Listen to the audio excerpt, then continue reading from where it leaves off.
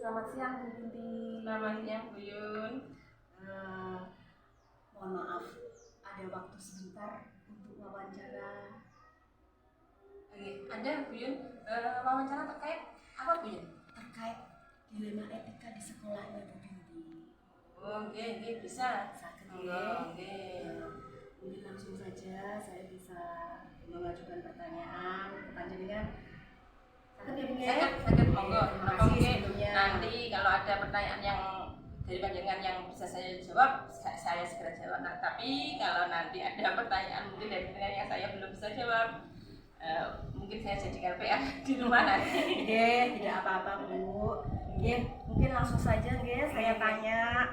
Yang pertama, selama ini bagaimana Bu Binti dapat mengidentifikasi kasus-kasus yang merupakan dilema etika atau rujukan moral di sekolahnya Bu Binti? Untuk masalah dilema etika itu kan, kalau dilema etika itu hubungannya dengan benar dan benar mungkin seperti itu. Jadi langsung kasus satu dan kasus satu lagi saya identifikasi, saya lihat, saya klarifikasi, benar dan benar, berarti itu masuk dilema etika. Terus yang masalah yang satu lagi itu antara kasus yang benar dan kasus yang salah, mungkin seperti itu. Saya identifikasinya dari permasalahan, berarti ya dari kasus benar dan benar dan benar dan salah. Intinya berarti di kasus yang benar dan benar serta benar dan salah. Begitu. Untuk pertanyaan selanjutnya, selama ini bagaimana Anda menjalankan pengambilan keputusan di sekolah Anda, terutama untuk kasus-kasus di mana ada dua kepentingan yang sama-sama benar atau sama-sama mengandung nilai kebajikan?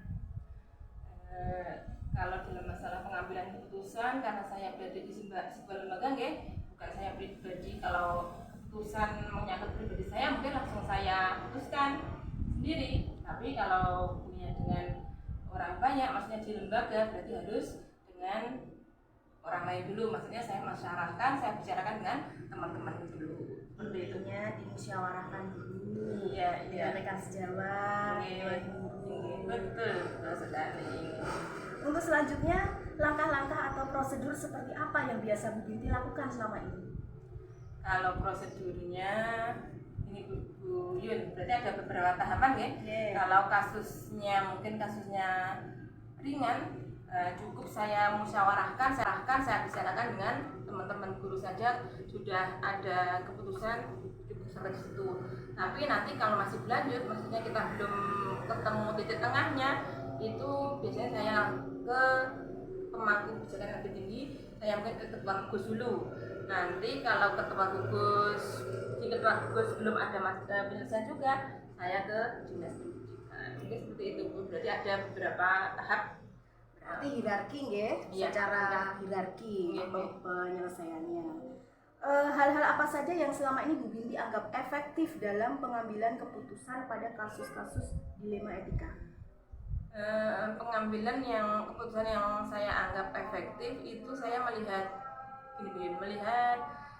hasilnya, maksudnya manfaat yang paling banyak itu saya ambil. Terus juga akibatnya, berarti akibat yang paling sedikit, nah itu juga saya ambil. Berarti kebalikannya, kalau manfaatnya paling banyak, berarti akibatnya juga yang paling sedikit. Seperti itu. Jadi kalau manfaatnya paling banyak, berarti akibatnya paling sedikit. Itu yang diambil. Hal-hal apa saja yang selama ini merupakan tantangan dalam pengambilan keputusan pada kasus-kasus dilema etika?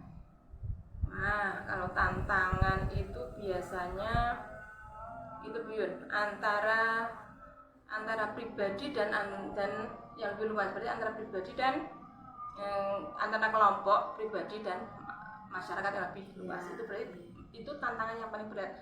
Kalau urusannya dengan individu mungkin bisa ya, masalah pribadi. Tapi kalau sudah dengan orang banyak, itu menyangkut orang banyak, itu tantangannya pasti lebih banyak lagi.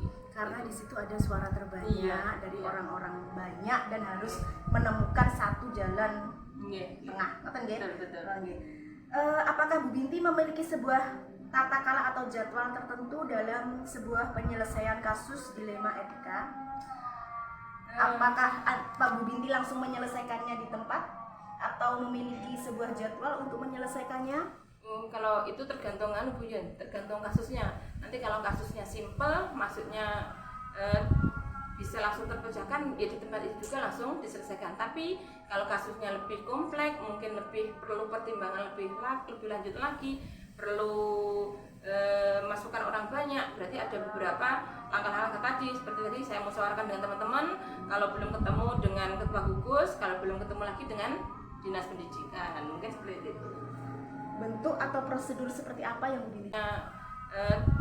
Bisa langsung terpecahkan, ya di tempat itu juga langsung diselesaikan. Tapi kalau kasusnya lebih kompleks, mungkin lebih perlu pertimbangan lebih lanjut lagi, perlu masukan orang banyak, berarti ada beberapa langkah-langkah tadi. Seperti tadi saya musyawarahkan dengan teman-teman, kalau belum ketemu dengan ketua gugus, kalau belum ketemu lagi dengan dinas pendidikan, mungkin seperti itu.